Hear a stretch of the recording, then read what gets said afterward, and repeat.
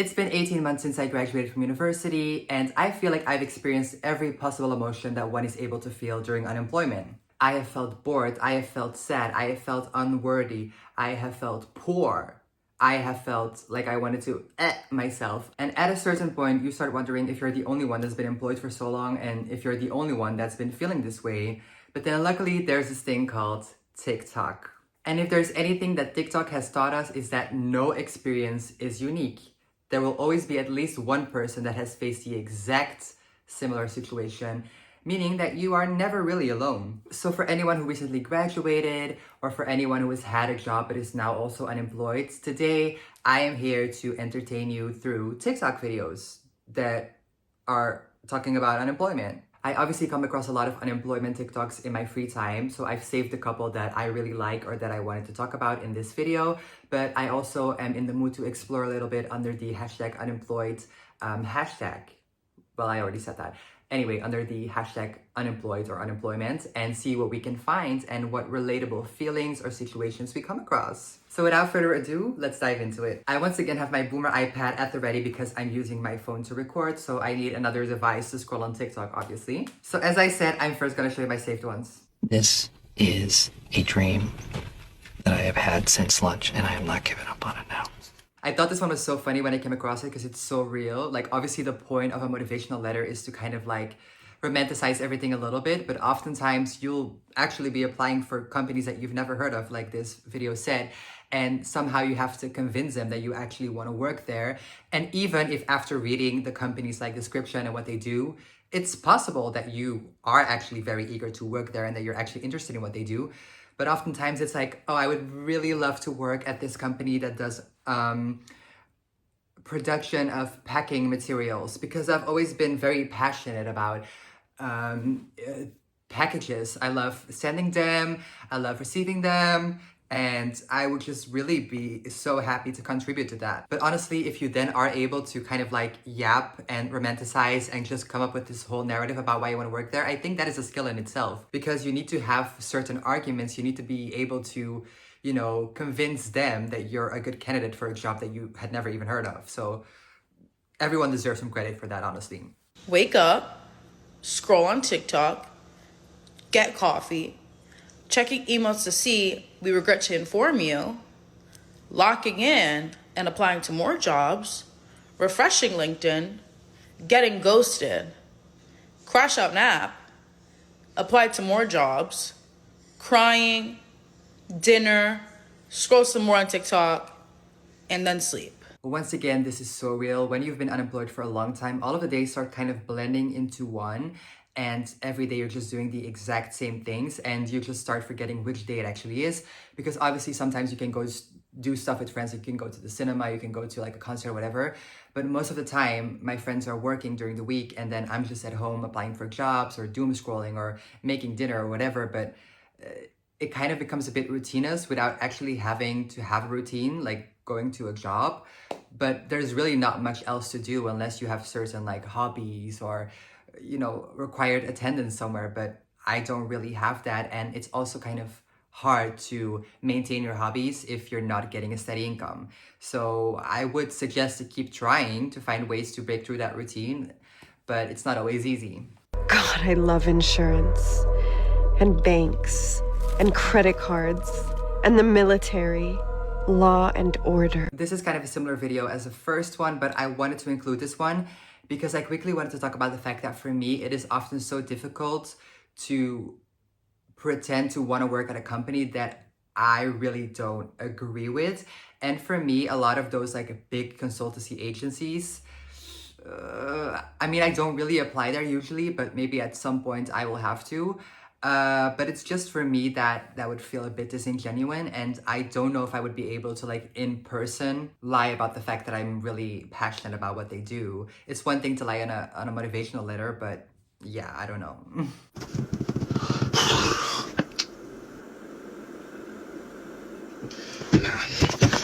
I have definitely found myself in that situation more than once. I'm always willing to do a lot of effort for job applications, but there is a limit, especially when you already know you're gonna be denied for lack of experience. And then sometimes they'll ask you to do a whole ass assignment. And it's like, why would I do all of this effort just for you to deny me? Because you're already saying that there are so many applicants and that you need to do this assignment to kind of like weed through the bad ones. But then even if I do pass the assignment, you still have like a shitload of other applicants that probably will have experience. And then what are the odds that you're gonna pick for me? And I know that's a bad way of thinking about it, because it's still possible that they could pick me and then I would have a job. But you know, for me, the balance of effort and possible gains, I don't know, it's not always there. Oh boy. Like I said, it's really hard to enjoy your life when you're unemployed. And even if you have hobbies and sometimes do stuff with friends, there's still always this gnawing feeling inside of you like, I'm not being productive with my life right now. And even if you have more than enough money to sustain yourself without a job, if you're actually like a career-focused person, you're an ambitious person, then even if you have that money, not having like a purpose in a job would still make you feel that way. So yeah, I second that.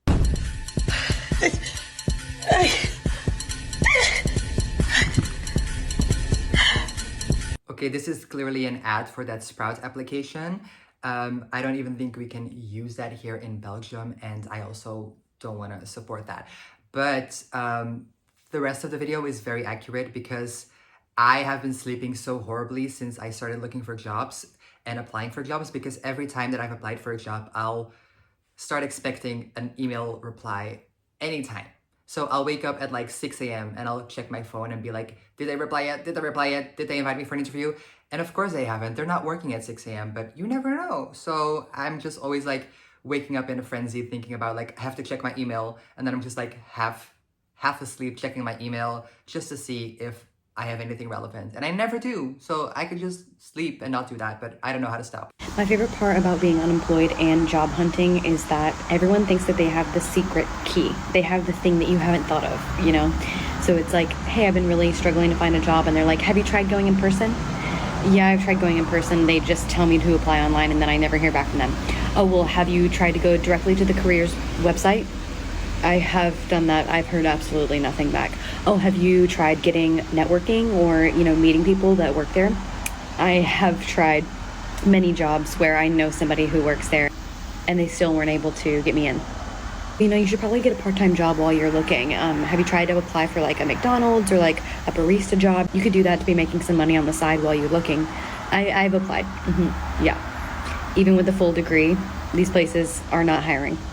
Oh, well, you probably just, I don't know. Something just tells me that you just don't actually want to work, and that's the reason you can't find a job, because I definitely could have found one if I were you. Okay.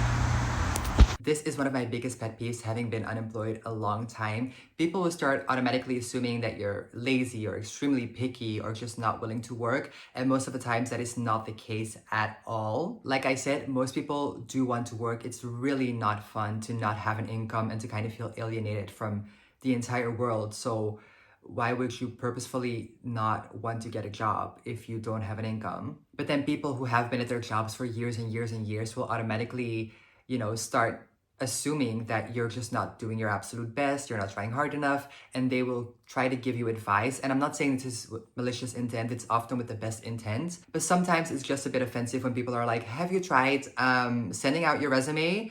Like just giving you the most obvious advice that anyone could give. And it's like, you think I've been unemployed for a year and have not thought of the simplest things that I could possibly do to get a job? Like, I'm at my wit's end here, lady, and I've tried every single possible thing that one could do to get a job, and it still hasn't worked out for me. Things that they would have never even thought of because they're not in that situation of need. But you just gotta accept that they're only trying to help and try to ignore it, honestly, but it is very, very annoying. We're really excited to be showing you around today. Sorry, are you okay if I eat? Amazing! I love you already. Honestly, all of this is so impressive. He's interviewing. She's our sales representative. Probably gonna get to know her a little bit. I like that. I like that. From the area, local. Great. That's really important to our business here. So having someone like you who can understand. This is like the employee break room. You would set your stuff in that cubby over there. You've got 10 years of experience. Great. Years, kind of in an industry adjacent to this. I'm trying to see what's out there. Absolutely. Thank you so much for coming in today. We really appreciate it. Totally see you fitting this vibe. When can I expect to hear from you? Oh, definitely within like 24 hours. We really loved you. We'll talk to you soon. Will do.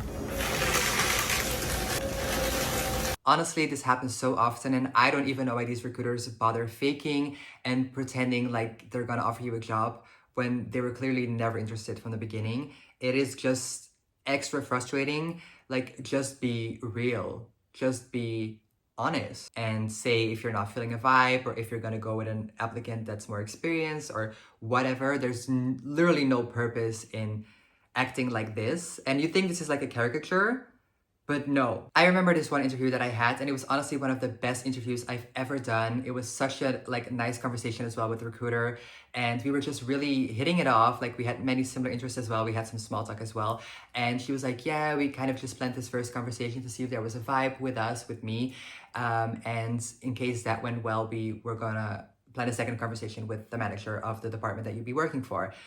And I was like, great, thank you so much. And then literally like a couple of hours after, they were like, I'm sorry, we didn't feel a vibe. The same person. And then I was like, you're literally contradicting yourself. Why would you say that? I don't understand what was the purpose of that.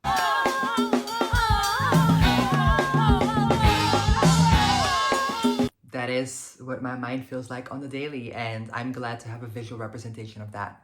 In case anyone else can relate, you're welcome.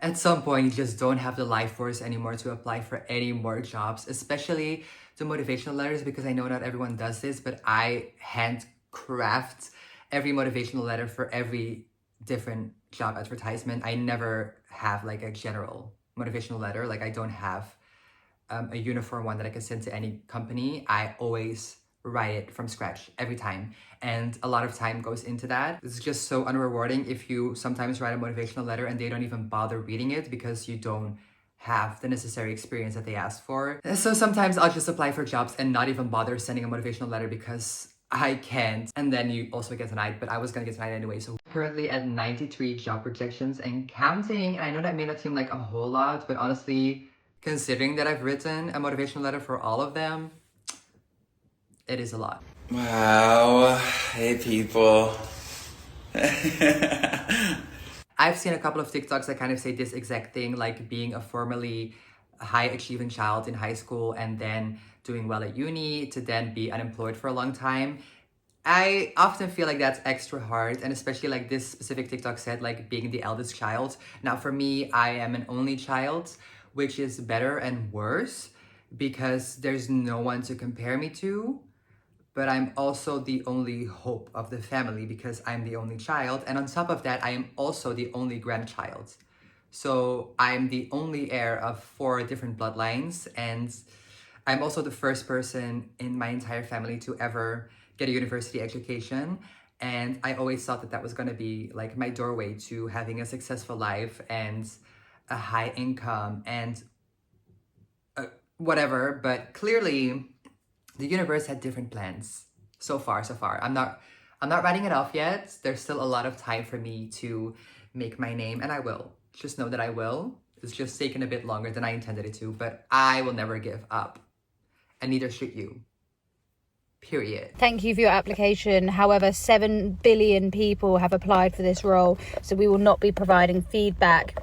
Good luck on your job search. This video really hits a spot for me because I remember a few years ago there were more job advertisements and there were people looking for jobs, and now it's the other way around. And that reversal of roles, so to say, has kind of given employers much more power, where before the applicants had more freedom of choice. They could kind of like play out different offers against different employers and be like, this company offered me a job, but so did this company. So if you want me, you're gonna have to pay a little bit more to match their offer. And now we just don't really have any power at all, especially not as like postgraduates with no experience, we just kind of have to take what we can get. And that is very, very frustrating. And there's just always so many people applying for the same positions where I'm like, how is this even possible? Because sometimes positions that I apply for will expect a certain degree, like a very specific niche degree. And there will still be so many people applying for that job. And I wasn't even aware that there were so many people that had that degree. Like, where did y'all come from? These people really be climbing out of the woodwork. I'm so unemployed that when I get a message from a recruiter, I'm already imagining my life working at that company. You know what? If maladaptive daydreaming about being employed is the only thing that gets us through the day, then that's just what we'll have to do. No, but for real, I'm exactly the same way whenever I get a message from a recruiter for a job that I might actually like, because I often get a lot of proposals that are just ridiculous or not relevant for me at all. But when I get one that I'm like, maybe, the daydreaming about that job instantly starts, and it's like, oh, what will I do with my first paycheck? I could potentially buy this. I could go there with my friends, and then maybe we could go on a holiday to there. Oh, yes, and then maybe I should finally get that outfit that I've been eyeing, that jacket. I think that would look great on my first day. And it's like, girl, like, they were not even remotely interested at all. They were just mass spamming emails to everyone on LinkedIn because why not? So those were all of the ones that I had saved. But as I said, I will now be looking under the unemployed hashtag and seeing what I come across. I love unemployment. I'm never getting a job. It's 1:30 in the morning on a Sunday and I get to go to Taco Bell because I don't have to wake up to work a shitty job that I don't like. There's no boss that can ever tell me that I'm a bad employee again because I'm never going to work. I love unemployment. I get to do whatever I want. No one can stop me. I'm never getting a job. I'll never work again. Try and stop me. I really vibe with this video, but for me, it's a little less relevant because I never really got to experience what it's like having a full-time job because I graduated from university and have been looking for my first job, so I don't have employment to compare it to. But I can imagine that if you were stuck doing a job you didn't like for a long time, or even one that you did like, but just the hassle of going to work every day, you'd kind of appreciate being unemployed for a change, just for a little bit, because you have some freedom. Like, you can, like this man said, go anywhere you want, anytime during the day. But at a certain point, it does become a little tiresome. Do not stay unemployed, only looking for jobs for more than 2 months. And I'm saying it like that on purpose. I know that's going to piss people off. They're going to be like, I don't have any control over that. Yes, you actually do. You need to go find other ways to make money while you are looking for the job. I'm going to give you some ideas after, but I want to preface, I'm not saying this to hurt your feelings. I'm saying this because I do a lot of research on work and the future of work. And I'm telling you, the future of work is not some, like, someone hands you something. Here's a job. Thank you so much. Here's your work. Great. Here's your pay. And just this, like, really rigid experience. The future of work is a much more agentic, much more value pool driven type of work in which you need to really be. Okay, I'm gonna stop this video here because I already know what this lady is going to say and I get what she's saying, but it's not relevant for everyone. Yes, if you really need money and want an income, there are always ways to make money that are not reliant on a full-time job, but that's not what everyone wants. If I wanted to do something to make money, I could have already done that. But for people like me who are passionate about what they studied, about the field they're in, we don't just want to do anything just to have an income. Like, yes, we could do that for a while. Like, I could go be a barista and just make some money on the side, but I would hate it. I would hate myself. I would hate my life. And I did not go to university for 5 years to have to wake up every day hating myself. That's not a sustainable way of living for me, not even for a year. Like, that would just be so disheartening.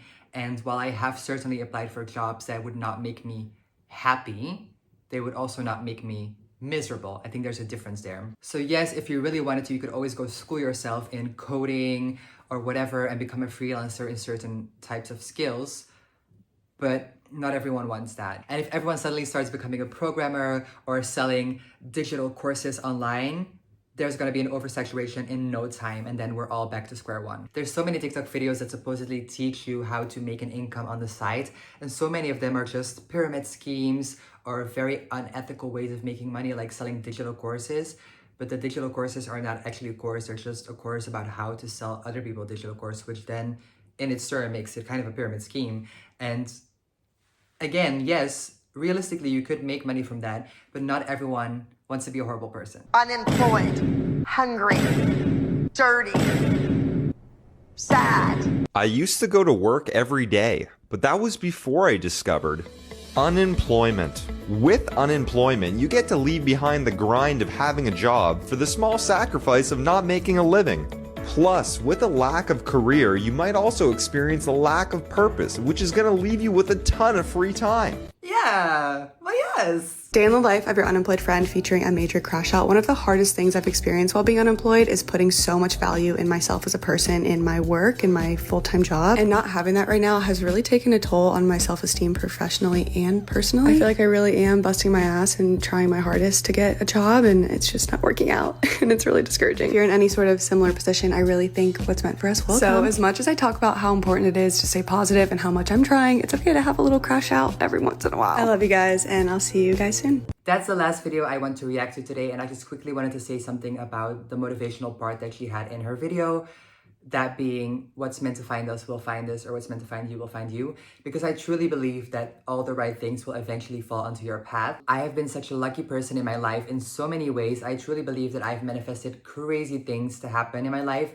Just recently talking about the fact that I manifested being up on stage with Zara Larsson.